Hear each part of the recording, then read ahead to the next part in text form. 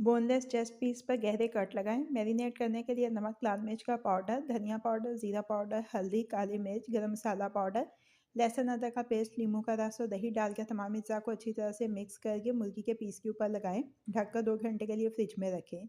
Grill pan में तेल को गर्म करके चिकन पीस को ग्रिल कर लें। ठंडा करके इसको चॉप कर लें। इसमें मायोनीज, चिली गार्लिक सॉस, प्याज, टमाटर, सब्ज़ मिर्चें, सब्ज़ धनिया, चेडर चीज़ डालकर अच्छी तरह से मिक्स कर लें।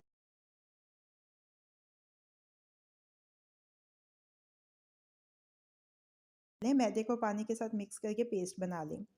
समोसा पट्टियाँ ले लें 2। पहली पट्टी को दरमियान में पेस्ट लगाकर दूसरी पट्टी को ऊपर ऐसे रखें कि जमा का निशान बन जाए।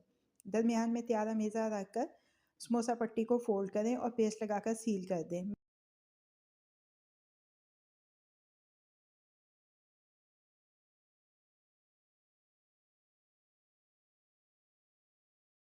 मैदे में नमक, काली मिर्च शामिल करके मिक्स कर लें।